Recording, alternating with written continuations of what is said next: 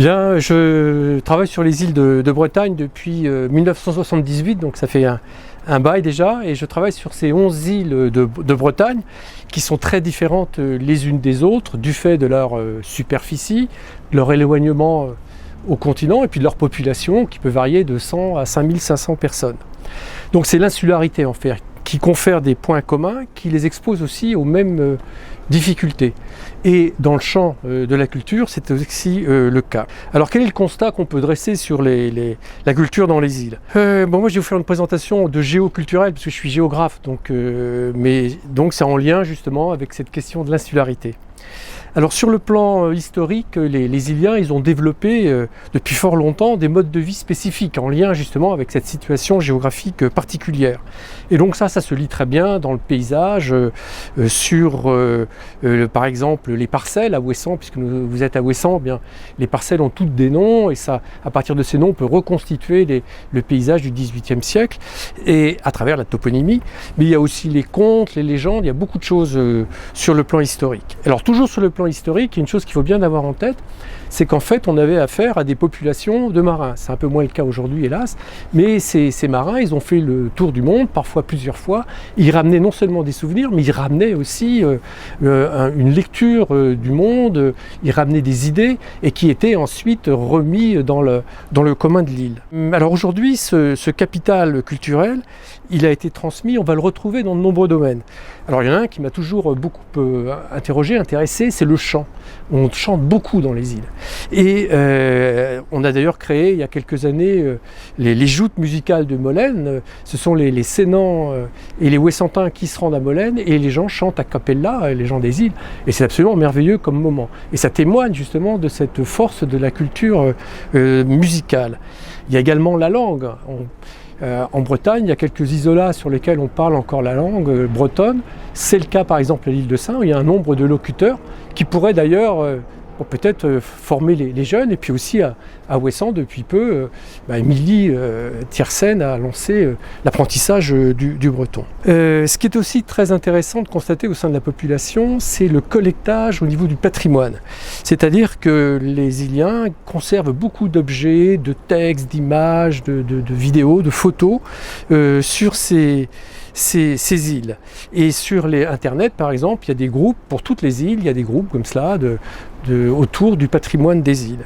Donc tout ça nous interroge et il y a des projets de centres de ressources, par exemple, qui permettraient justement d'organiser un peu tout cela qui sont dans l'air actuellement. Il y a un autre exemple que je trouve intéressant à Eydic, c'est la revue Melvan. Melvan, c'est une association qui fait un travail très important sur ce patrimoine local, qui publie des ouvrages. Et donc c'est un exemple des initiatives qui sont prises. Alors, par ailleurs, il y a une chose qui est assez frappante. On a affaire, comme je vous l'ai dit, à des petites entités. L'île de Sein, il y a 100 habitants. La plus grande, c'est Belle-Île, il y en a 5500. Donc ça reste des petites populations, voire des toutes petites populations. Eh bien, sachez quand même qu'il y a des musées quasiment sur toutes les îles. Parfois même, il y a 2 musées par île.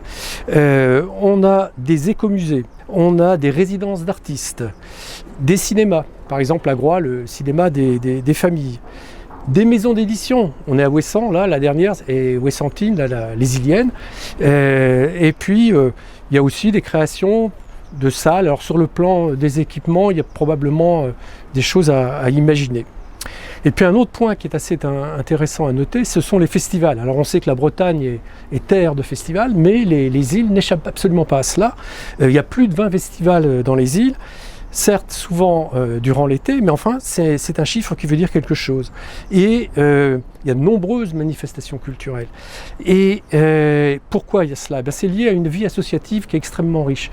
On compte près de 500 associations dans les îles du Ponant, et il y en a 82 qui sont dédiées à la culture. Alors, si on prend l'exemple d'Ouessant, à Ouessant, vous avez le festival des fanfares, vous avez le festival de l'Ilophone, vous avez le salon du livre insulaire, etc., etc. Et il y a également des structures, et ça, il y en a pas beaucoup, mais ça c'est intéressant, ça pourrait être intéressant à creuser, ce sont les structures qui fédèrent les îles entre elles. Donc là, il y a une association, Unisi, qui passe d'île en île et qui permet justement d'accéder à de la culture, surtout musicale, avec des programmations vraiment de qualité. Et puis, il y a le Festival des Insulaires, que tout le monde connaît, là, qui est un vecteur aussi de transmission de culture. Et puis, il y a le Collège des îles du Ponant. Donc là, c'est les jeunes, les enfants, qui sont très importants dans les îles, puisque c'est l'avenir.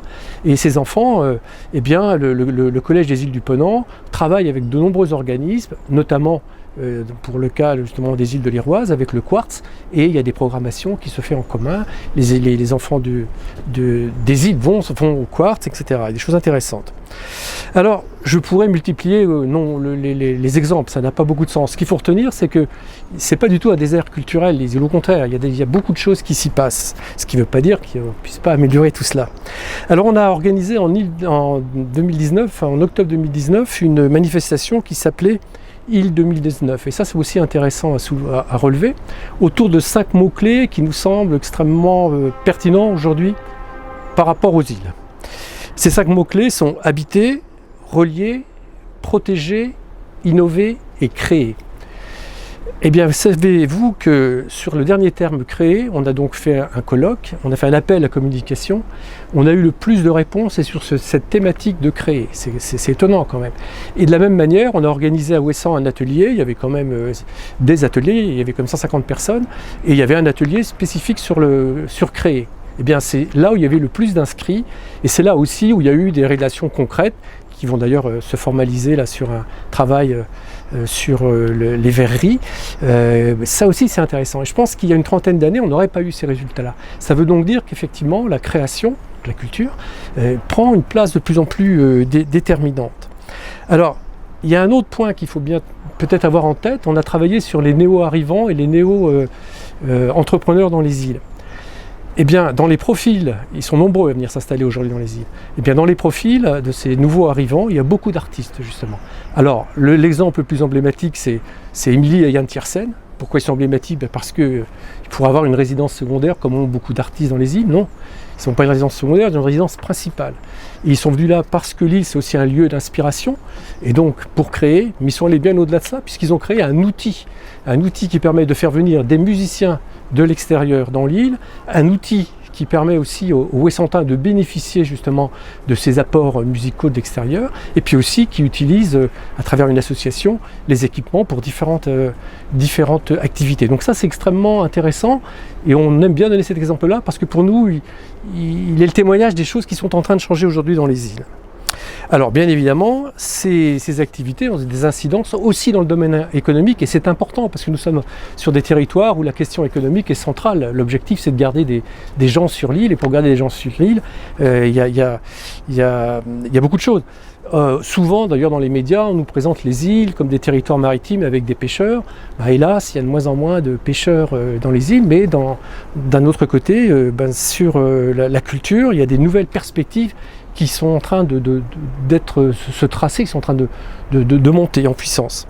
Alors pour conclure, quelques pistes. Je crois que ça serait effectivement tout à fait opportun de penser une politique culturelle, comme il y a eu et comme il y a encore des politiques spécifiques par rapport à l'environnement, par rapport à l'énergie, par rapport à l'agriculture. On pourrait très bien imaginer qu'il y ait un plan par rapport à cela qui pourrait être élaboré avec l'ensemble des îles.